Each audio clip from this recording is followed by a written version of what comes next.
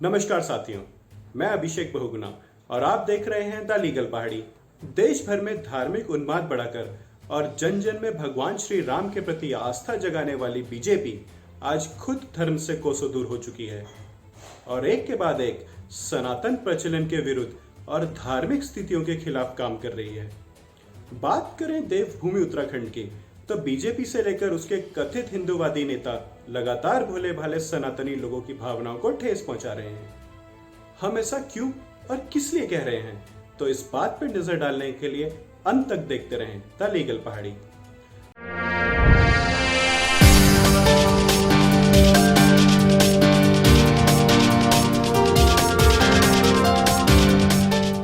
देवभूमि उत्तराखंड सदियों से सनातन मान्यताओं को मानने वाले के लिए अध्यात्म का केंद्र रहा है।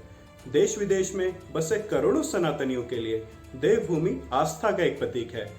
तो वहीं देवभूमि में स्थित चार धामों को और अन्य धामों को भी मानव जाति के उत्थान के लिए पूजा जाता है।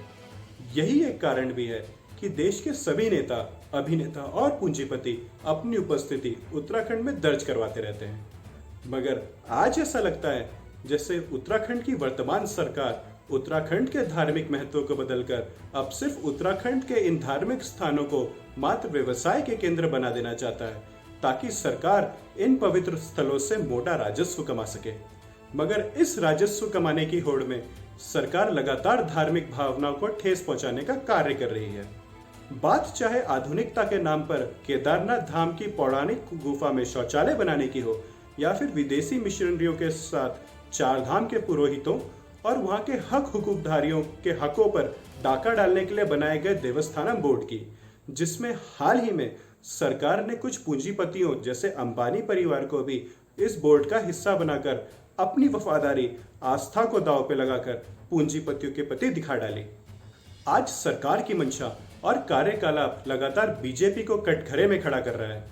ऐसा ही एक मामला सामने आया है, जिसमें पहले कोरोना के नाम पर भाजपा सरकार ने सनातन संस्कृति के धाम के विधि विधान को ही बदल डाला और भारत के चार धामों में से एक बद्रीनाथ धाम को सिर्फ एक सरकारी कार्यालय बनाकर रख दिया है। हमारे सनातन धर्म में आदिकाल से, जब से धाम में पूजा पद्धति बनी है, जिसे शंकराचार्य जी द्वारा बनाया गया है और जिसे हम शंकराचार्य पद्धति कहते हैं, तब से ही सुबह ब्रह्म मुहूर्त में भगवान बद्री विशाल के कपाट खोले जा रहे हैं, जो एक परंपरा और हिंदू धर्म की सबसे बड़ी मान्यता है। और इसी ब्रह्म मुहूर्त में भगवान का अभिषेक भी होता आया है।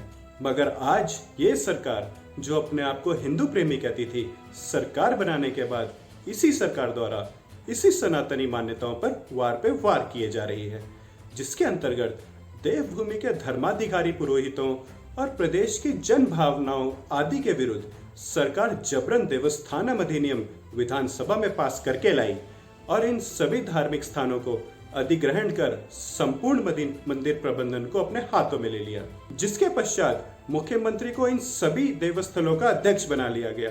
और इतना ही नहीं, हाल ही में 5 जून 2021 को जारी एक नोटिस में अंबानी परिवार के अनंत अंबानी को भी इस बोर्ड का सदस्य हिंदू धार्मिक मामलों में विशेष अधिकार रखने वाले के नाम पर बना डाला। इस अधिनियम का शुरू से ही देवभूमि के सभी धर्माधिकारियों, पुरोहितों आदि द्वारा विरोध जारी था, मगर सरकार इन सभी ईश्वर रूपी हमारे सनातन धर्म के उत्तराधिकारियों के खिलाफ लगातार कार्य करती आ रही है।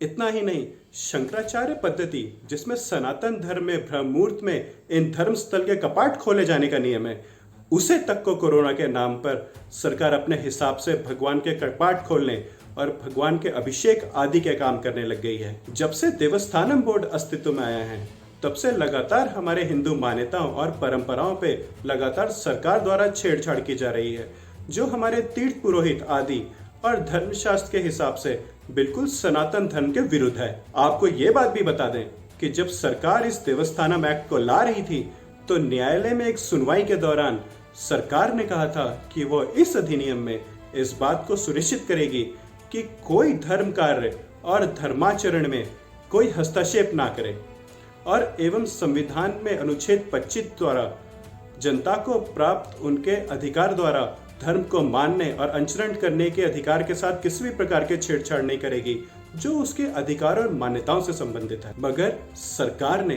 पिछले साल कपाट खोलने की तारीख बदल डाली और इस साल कोरोना के नाम पे सदियों से ब्रह्ममुहूर्त पे खुलते आ रहे भगवान श्री बद्री विशाल के कपाट और उसके अभिषेक का समय ही बदल डाला। सवाल ये भी खड़ा है कि भगवान का अभिषेक ब्रह्ममुहूर्त में यानी सुबह 4 बजे होता था, वो अब सरकार के तय किए समय पर यानी 7 बजे होगा, क्योंकि कोरोना की महामारी प्रदेश में व्याप्त है। बताइए, सरकार के समय बदल लेने से कोरोना कैसे फैलना बंद हो जाएगा? ये थ्योरी समझ नहीं आ रही है। इतना ही नहीं, इससे भी बड़ा सवाल यह है कि जब भगवान बद्री विशाल का अभिषेक होता है तो उस समय मंदिर के गर्भगृह में मंदिर के मूल पुजारी ही वहां होते हैं, तो कोरोना संक्रमण फैलाने का खतरा सरकार को आखिर किससे है?